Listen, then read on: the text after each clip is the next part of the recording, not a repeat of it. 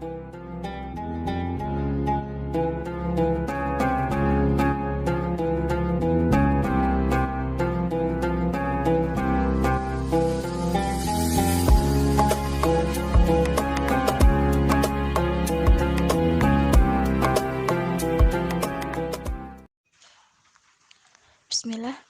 Assalamualaikum warahmatullahi wabarakatuh. Alhamdulillahilladzi wa kafa. Wassalatu wassalamu ala nabiyil mustafa wa ala alihi ahli sidqi wal wafa. Ashhadu an la ilaha illallah wa ashhadu anna Muhammadar Rasulullah. Amma ba'du.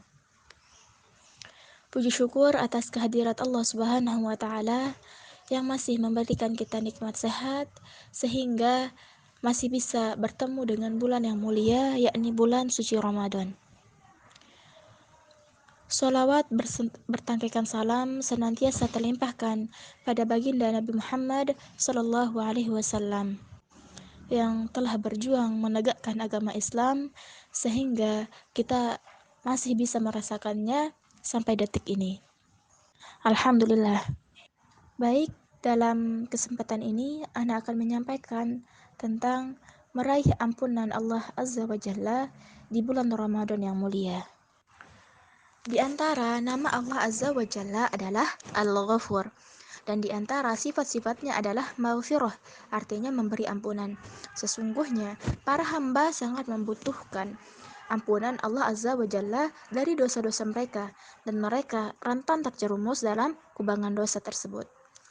Dosa-dosa banyak diampuni pada bulan Ramadan, karena bulan ini merupakan bulan rahmat, bulan ampunan, bulan pembebasan dari neraka, dan bulan untuk melakukan kebaikan. Bulan Ramadan juga merupakan bulan kesabaran yang pahalanya adalah surga. Allah Subhanahu wa taala berfirman, "A'udzu billahi minasyaitonir rajim. Innama yuwaffas sabiruna ajrahum bighairi hisabin." Sesungguhnya hanya orang-orang yang bersabarlah yang dicukupkan pahalanya tanpa batas. Quran surah Az-Zumar ayat 10. Seorang muslim yang berusaha mendapatkan ampunan dosa akan berbahagia dengan adanya amalan-amalan soleh agar Allah Subhanahu wa taala menghapuskan dosa dan perbuatan jeleknya, karena kebaikan bisa menghapuskan keburukan. Di antara sebab-sebab ampunan yang disyariatkan dalam agama Islam, yang pertama adalah tauhid. Inilah sebab teragung. Siapa yang tidak bertauhid, maka kehilangan ampunan, dan siapa yang memilikinya, maka telah memiliki sebab ampunan yang paling agung.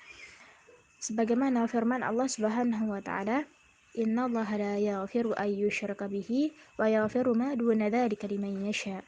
Sesungguhnya Allah tidak akan mengampuni dosa syirik dan mengampuni segala dosa yang selain dari syirik itu bagi siapa saja yang dikehendakinya. Yang kedua adalah doa dengan pengharapan. Allah Subhanahu wa taala memerintahkan berdoa dan berjanji akan mengabulkannya. Allah Subhanahu wa taala berfirman, "Wa qala rabbukum ud'uni astajib lakum."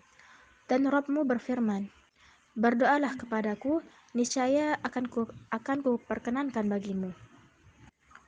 Doa adalah ibadah. Doa akan dikabulkan apabila memenuhi kesempurnaan syarat dan bersih dari penghalang-penghalang. Kadangkala pengabulan itu tertunda karena tidak terpenuhinya sebagian syarat atau adanya sebagian penghalangnya. Di antara syarat terkabulnya doa adalah kekhusyuan hati, mengharapkan ijabah dari Allah Subhanahu wa taala, sungguh-sungguh dalam meminta, tidak menyatakan, "Ya Allah, kabulkanlah permintaanku bila Engkau menghendaki." Nah, tidak tergesa-gesa mengharap pengabulan, memilih waktu-waktu dan keadaan yang mulia, mengulang-ulang doa, dan memulainya dengan pujian kepada Allah Subhanahu wa taala dan sholawat, serta berusaha memilih makanan dan minuman yang halal dan baik. Yang ketiga adalah istighfar atau memohon ampunan, karena permohonan ampun ini merupakan pelindung dari azab, penjaga dari setan, penghalang dari kegelisahan, kefakiran, dan penderitaan, pengaman dari masa panceklik dan dosa, meskipun dosa-dosa seseorang telah menggunung sampai menyentuh langit. Dalam hadis Anas bin Malik radhiyallahu anhu, Rasulullah shallallahu alaihi wasallam bersabda bahwa Allah Subhanahu wa taala berfirman, "Ya bani Adam, innaka ma da'awtani wa rajautani ghafartu laka على ما كان فيك ولا أبالي يا ابن آدم لو بلغت ذنوبك عنان السماء ثم استغفرتني غفرت لك ولا أبالي يا ابن آدم إنك لو أتيتني بقراب الأرض خطايا ثم لقيتني لا تشرك بي شيئا لأتيتك بقرابها مغفرة.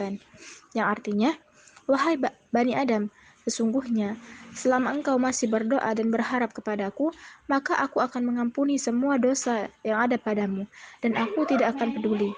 Wahai Bani Adam, seandainya dosa-dosamu mencapai langit, kemudian engkau memohon ampunan kepadaku, aku akan mengampunimu dan aku tidak peduli.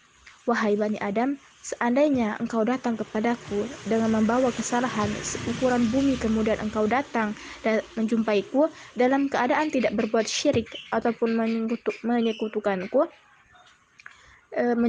dengan apapun juga, maka sesungguhnya aku akan datang kepadamu dengan membawa ampunan seukuran bumi juga. Hadis riwayat Tirmizi.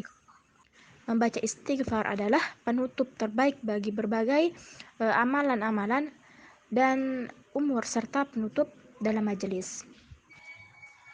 Yang keempat adalah berpuasa di siang hari dan sholat malam karena iman, mengharapkan balasan pahala dari Allah Subhanahu wa taala semata. Ikhlas serta dalam rangka taat kepada Allah Subhanahu wa taala. Kita berpuasa bukan dengan niat mengikuti orang banyak, juga tidak untuk mendapatkan sanjungan orang, tidak untuk melestarikan adat atau supaya agar tubuh kita sehat. Juga tidak berniat pamer serta tidak untuk mensukseskan urusan duniawi. Dalam sebuah hadis dinyatakan, "Man shoma ramadhana imanan wahtisaban, ghufira lahu ma taqaddama min dzambih." Barang siapa yang berpuasa karena iman dan ingin mendapatkan pahala, maka diampuni semua dosanya yang telah lalu. Hadis riwayat Bukhari dan Muslim. Rasulullah Shallallahu alaihi wasallam juga bersabda, "Inna Allah tabaraka wa ta'ala farada siyama ramadhana 'alaikum wa sanantu lakum qiyamahu faman shamahu wa qamahu imanan wa ihtisaban kharaja min dzunubihi kayaumi walatuhu ummuhu." Sesungguhnya Allah mewajibkan puasa Ramadan dan saya menyunahkan bagi kalian salat malamnya. Maka barang siapa melaksanakan ibadah puasa dan sholat malamnya karena iman dan karena ingin mendapatkan pahala, niscaya dia keluar atau diampuni dari dosa-dosanya sebagaimana dia dilahirkan oleh ibundanya. Yang kelima adalah melaksanakan sholat malam pada malam Lailatul Qadar karena iman dan ingin mendapatkan pahala. Lailatul Qadar adalah suatu malam yang Allah Subhanahu wa taala muliakan, melebihi semua malam lainnya. Suatu malam saat Allah Subhanahu wa taala menurunkan kitabnya, yakni sebagaimana firman-Nya, "Inna anzalnahu fi lailatul qadar." Sesungguhnya kami telah menurunkan Al-Qur'an pada malam kemuliaan. Rasulullah Shallallahu alaihi wasallam pernah mencari Lailatul Qadar ini pada seluruh hari pada bulan Ramadan karena beliau pernah beriktikaf pada 10 hari pertama bulan Ramadan, kemudian 10 hari kedua dan 10 hari terakhir bulan Ramadan.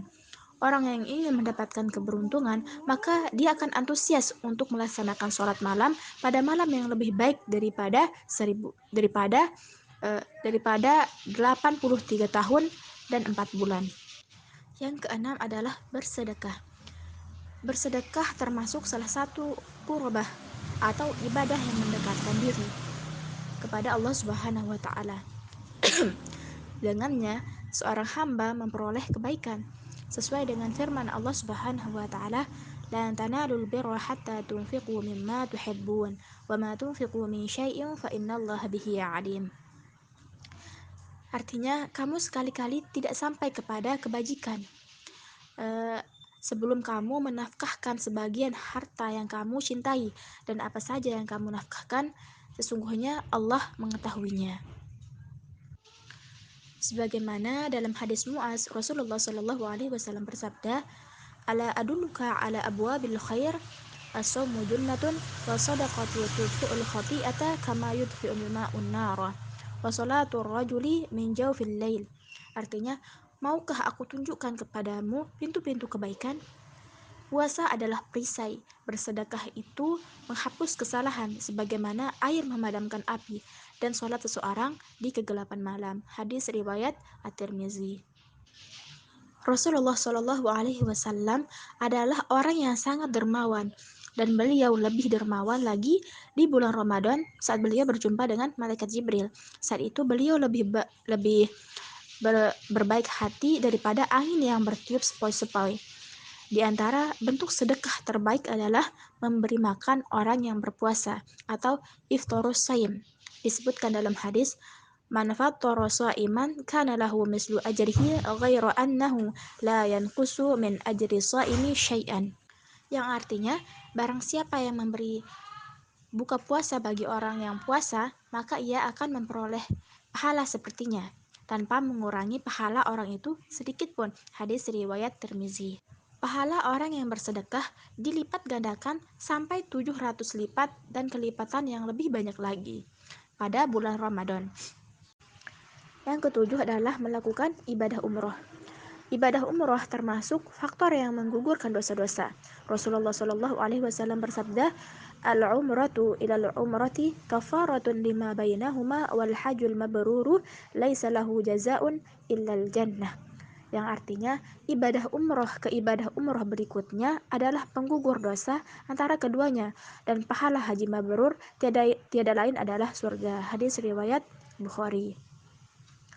Umroh di bulan Ramadan pahalanya lebih besar daripada bulan-bulan yang lainnya.